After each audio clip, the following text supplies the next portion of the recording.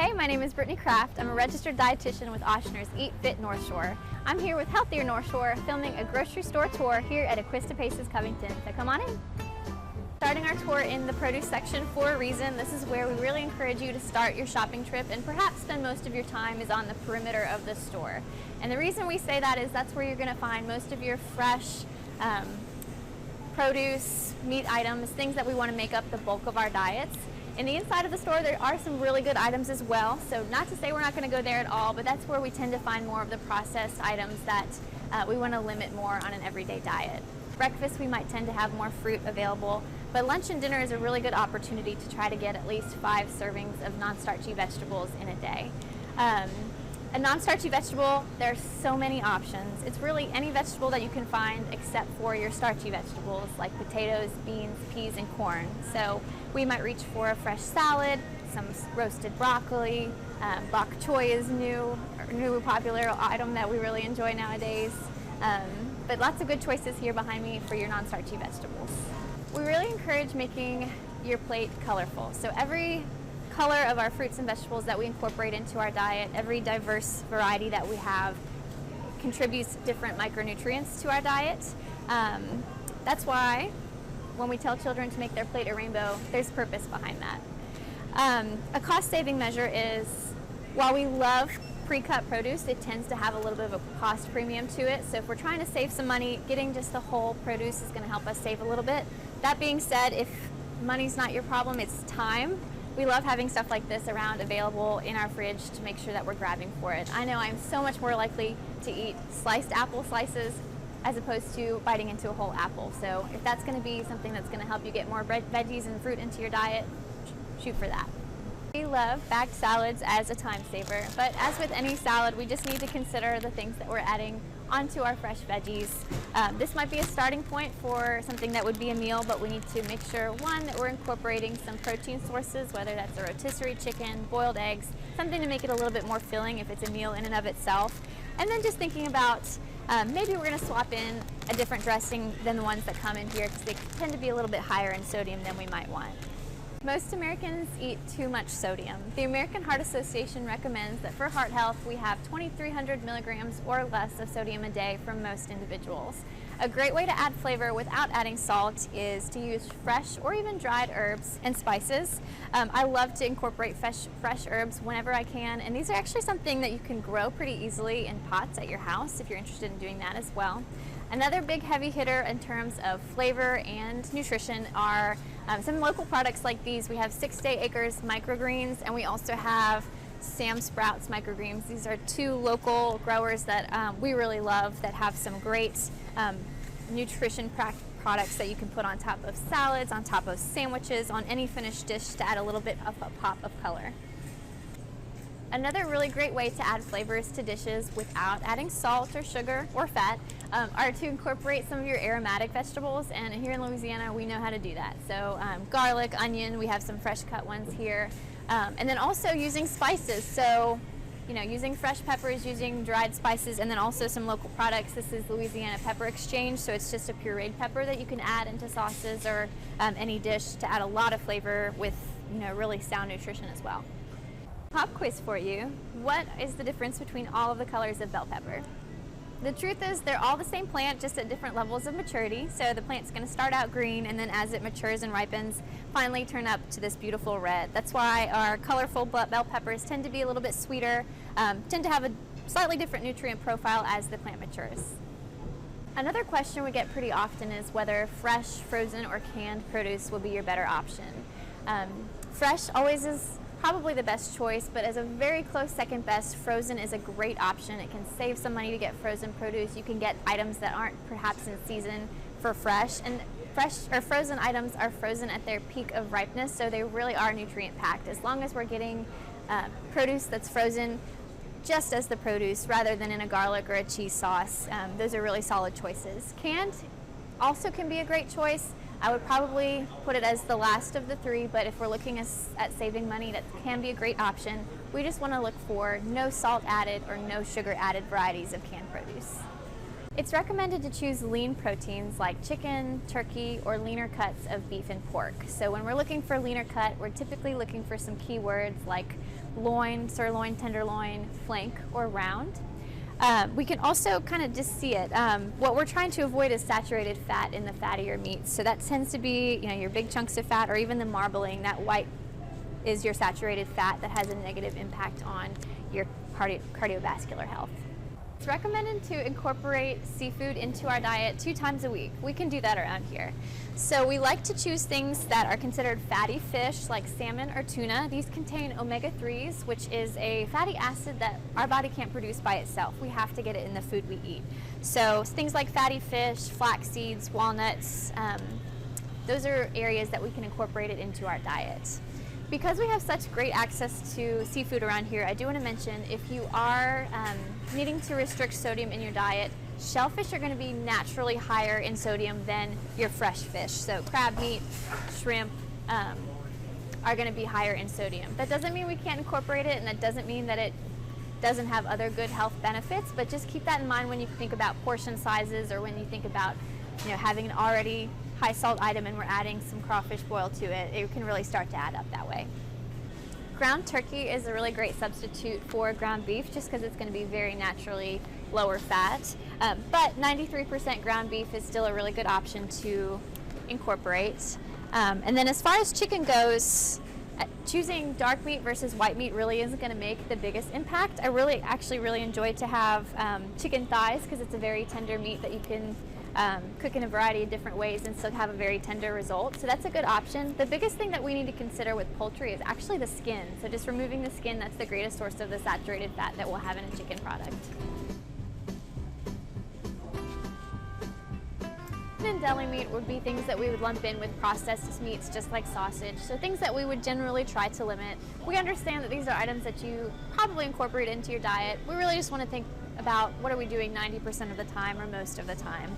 One of my biggest things with deli meat is we really don't put enough on our sandwiches to make it a really protein-packed or filling meal, because you might do a few slices, which might end up more like 1 or 2 ounces of meat, which also gets you up to 500 milligrams of sodium. So better options might be a rotisserie chicken with the skin off, or leftovers from dinner before that we slice up and put into a sandwich.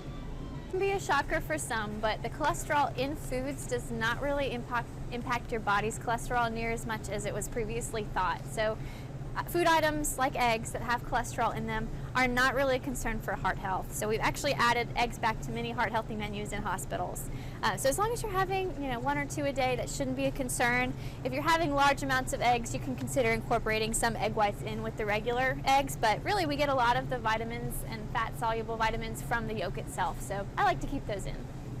Choosing something like a part skim mozzarella could be an option to keep the saturated fat low, or even better would be like the fresh buffalo mozzarella. Those tend to be your lower sodium options. The fresh mozzarella, ricotta, or even Swiss cheese is probably your lowest sodium sliced cheese that you can find on shelves, so that's a really good option.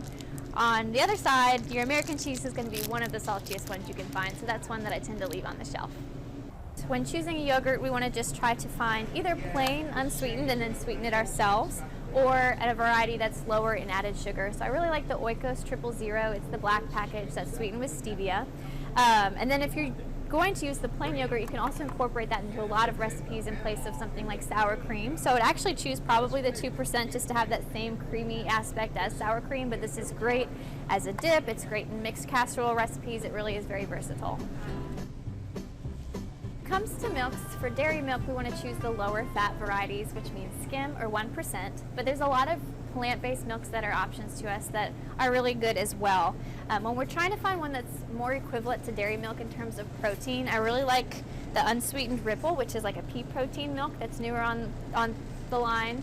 And then also soy milk would be probably your closest swap if you're thinking of having something non-dairy for your kids.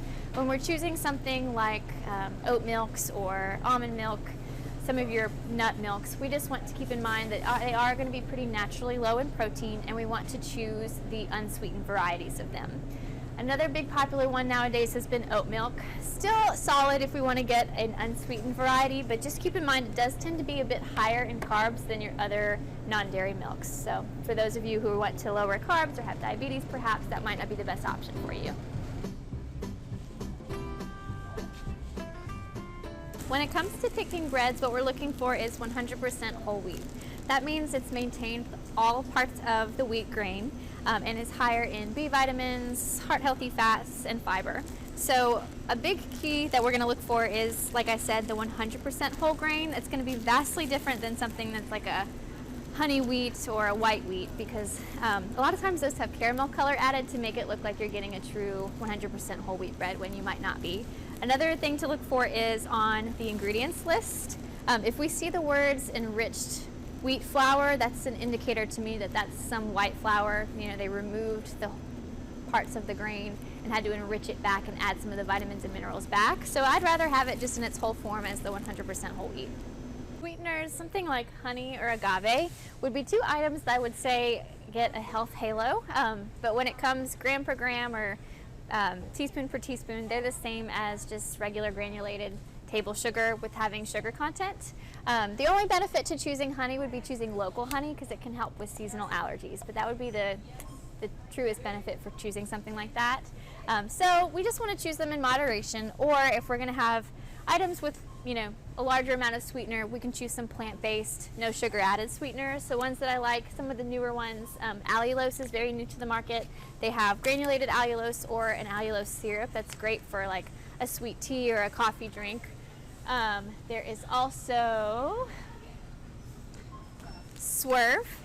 Swerve is a local product that is great for baking. So it measures 1:1 like sugar, and it caramelizes too. So they have confectioners, granulars, or brown sugar. So that's a really good option. And then finally, monk fruit would be another that I would recommend. So allulose, monk fruit, stevia, and Swerve would be your top no sugar added choices.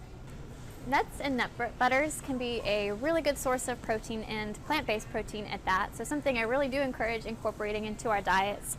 That's a great addition to a snack that might have been just an apple. You know, it's a complex carb, but it's kind of lacking in protein to keep us feeling full. So rather than eating an apple by itself, I do encourage a tablespoon or two of peanut butter with it.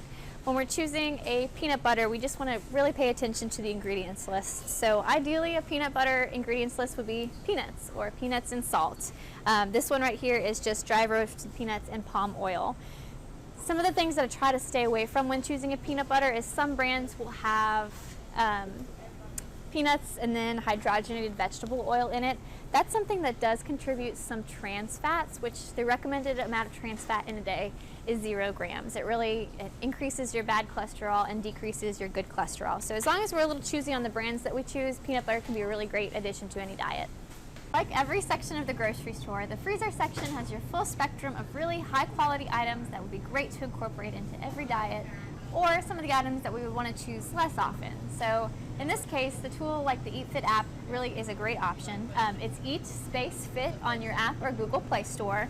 And then when you download it, there's a section called EatFit Shopping Guides that you can click on, and it'll pull up many different grocery guides, including your just generic EatFit shopping guide. It has brand-specific items through every section of the grocery store that our team of dietitians recommend. Dry goods aisle is a really great place where we can save some money.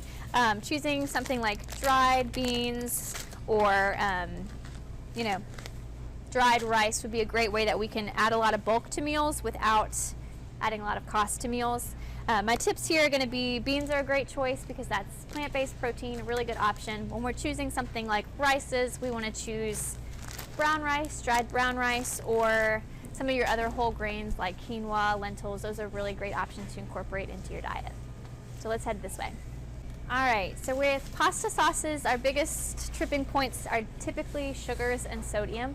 So that's just going to be browsing by, finding the brands that kind of meet your needs. One that we really like that's local is Sal and Judy's Heart Smart sauce. So if we compare this to just your typical Prego, 115 milligrams of sodium in your Sal and Judy's compared to 480 in your Prego. So just a simple swap of brands can really make a big difference in something like this. When it comes to pastas, there's a lot of really good swaps that we can incorporate. So there's a lot more available now, but things like a chickpea pasta, like Banza pasta, are a great swap in for regular pastas because it's higher in protein. The flavor is very, very close. The texture is pretty consistent with what you're used to, and it's a way to add protein to any dish.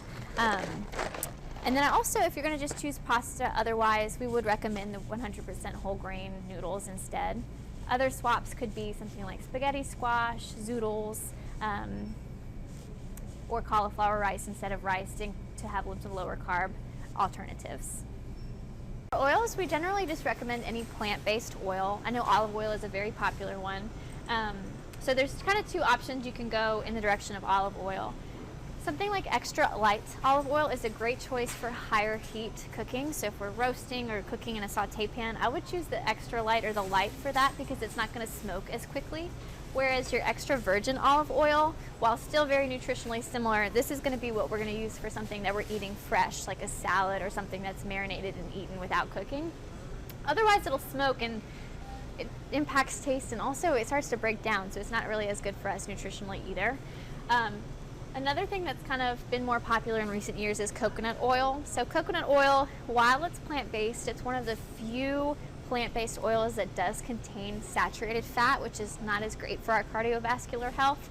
And research is kind of mixed on this, but where we stand is that it's kind of your middle ground to butter. So I'd rather choose plant-based oils, but if there's something that requires the texture or taste of coconut oil, that's a decent choice. It's going to be a little bit better than butter even then. Things add all the flavor to our salads, or a lot of it, but we do want to choose ones that are going to have a good solid nutrition facts label on the back. So some of the brands that I really like, Hanley's, it's local. All of these are EatFit approved options.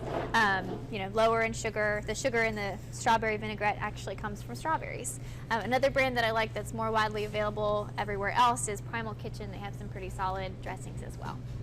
Thank you so much for joining us. To learn more, you can visit healthiernorthshore.health, or to get your hands on that shopping guide, you can go to eatfitnorthshore.com or download our free EatFit app and follow us both on Facebook, Healthier North Shore, or EatFit North Shore.